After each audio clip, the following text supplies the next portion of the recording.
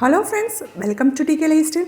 நம்மளோட டிகே லைஃப்ஸ்டைலில் இப்போ என்ன பார்க்க போகிறோம்னா, டேஸ்டியான மொறுன்ட்டு நல்லா ஈவினிங் ஸ்நாக்ஸ் தாங்க பார்க்க போகிறோம். ஆமாங்க, ஒரு கப் அரிசி மாவு இருந்தால் போதும், சட்டுன்னு ஈஸியாக செஞ்சு முடிச்சுனா அந்த அளவுக்கு டேஸ்ட்டாக இருக்கக்கூடிய இந்த ஈவினிங் ஸ்நாக்ஸ் வாங்க. அது எப்படி செய்யலாம்னு சொல்லிட்டு நம்மளுடைய வீடியோக்கள் போய் பார்க்கலாம். அதுக்கு முன்னாடி நம்மளோட சேனலை மாத்திர பார்க்குறீங்கன்னா சப்ஸ்கிரைப் பண்ணிவிட்டு பாருங்கள், ஃப்ரெண்ட் அண்ட் ஃபேமிலிக்கு ஷேர் பண்ணுங்கள். இப்போது இதுக்கு தேவையான பொருள் என்னென்னு சொல்லிட்டு பார்க்கலாம். இப்போது நான் ஒரு கடாய் ஒன்று வச்சுருக்கேன். அதில் ஒரு கப் அளவுக்கு நான் தண்ணி சேர்த்துக்கிறேன். நான் எந்த கப்பால் தண்ணி அளக்குறேனோ அதே கப்பால் எல்லாத்தையும் மெஷர்மெண்ட்டையும் கரெக்டாக அளந்து எடுத்துக்கணும். அப்போ தான் கரெக்டாக வரும். இது கூடயே ஒரு டீஸ்பூன் அளவுக்கு எண்ணெய் சேர்த்துக்கிட்டேன். இப்போது தண்ணி நல்லா கொதிச்சு வருது. இப்போது இது கூடயே ஒரு டீஸ்பூன் அளவுக்கு உப்பு சேர்த்துக்கிறேன். கூடயே ஒரு டீஸ்பூன் அளவுக்கு மஞ்சள் தூள், காரத்துக்கு தகுந்த மாதிரி மிளகாத்தூள் சேர்த்துக்கலாம். நான் சீரகம் சேர்த்துக்கிறேன். நீங்கள் சீரகத்துக்கு பதிலாக ஓமோ இல்லாட்டி எள்ளு கூட நீங்கள் சேர்த்துக்கலாம். இப்போ பாருங்கள், தண்ணி நல்லா கொதி வந்துருச்சு. உங்கள் காரத்துக்கு தகுந்த மாதிரி நீங்கள் மிளகா பொடி சேர்த்துக்கோங்க.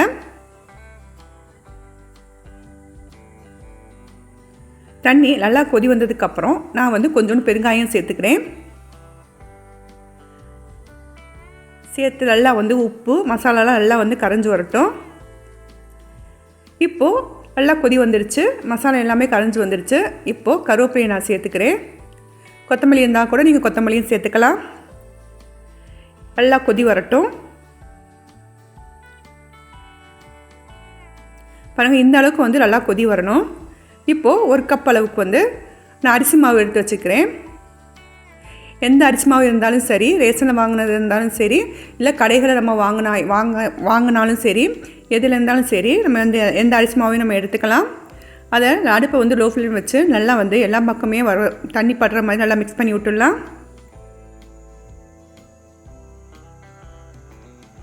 பாருங்கள், இந்த அளவுக்கு நல்லா மிக்ஸ் பண்ணி விட்டுட்டேன். இப்போது இது நல்லா சூடாக இருக்கும். இப்போ மூடி போட்டு மூடி வச்சிடலாம். ஒரு 10 நிமிஷம் கழித்து ஓப்பன் பண்ணி பார்க்கலாம். நல்லா ஆறி வந்திருக்கும். 10 நிமிஷம் ஆயிடுச்சு. இப்போ ஓப்பன் பண்ணி பார்த்தா நல்லா ஆறி வந்திருக்கு. இப்போது இதை அப்படியே வேறு தட்டுக்கு மாற்றி நம்ம சப்பாத்தி மாவுக்குள்ளே எப்படி பறியோமோ அதே மாதிரி நல்லா டைட்டாக பிசைஞ்சு எடுத்துகிட்டு வந்துடலாம். மாவு டைட்டாக இருக்கணும், லூஸாக இருக்கக்கூடாது. அப்படி இன்கேஸ் உங்களுக்கு லூஸாக இருந்துச்சுன்னா நீங்கள் இன்னும் கொஞ்சம் கூட மாவு கூட சேர்த்துக்கலாம். பாருங்கள், இந்த அளவுக்கு நல்லா சாஃப்டாக நான் பிசைஞ்சிட்டேன். இப்போது இது சின்ன உருண்டைகளை விட்டு நம்ம திரட்டி எடுத்துடலாம். மாவு துவைக்கிட்டு நம்ம எடுத்து வச்ச உருண்டைகளை வச்சு நம்ம அப்படியே திரட்டிடலாம்.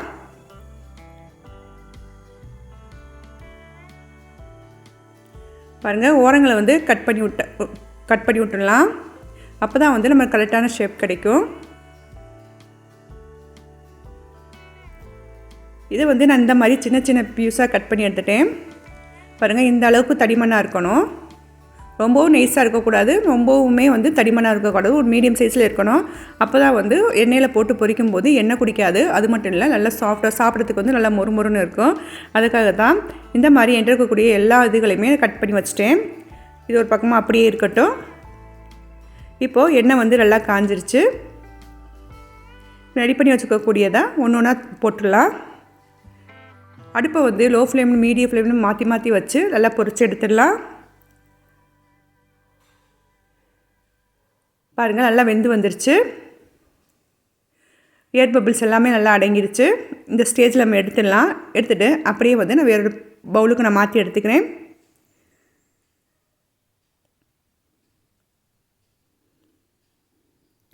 இதே மாதிரி என்கிட்ட இருக்கக்கூடிய எல்லா மாவுகளுமே இந்த மாதிரி போட்டு எடுத்துடலாம்.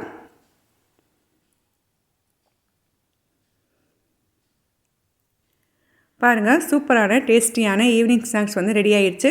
கண்டிப்பாக ட்ரை பண்ணி பாருங்கள். அவ்வளோ மொறுமொறுன்னு இருக்கும். குழந்தைங்க ஸ்கூல் விட்டு வந்தோடனே இந்த மாதிரி நம்ம செஞ்சு கொடுக்கலாம். ஓகே ஃப்ரெண்ட்ஸ், இந்த வீடியோ உங்களுக்கு பிடிக்கும் நம்புகிறேன். இந்த வீடியோ உங்களுக்கு பிடிச்சிருந்துச்சுன்னா லைக் பண்ணுங்கள், கமெண்ட் பண்ணுங்கள், ஷேர் பண்ணுங்கள். மறக்காமல் நம்மளோட டிகே லைஃப்ஸ்டைலுக்கு சப்ஸ்கிரைப் பண்ணிடுங்க. தேங்க்ஸ் ஃபார் வாட்சிங்.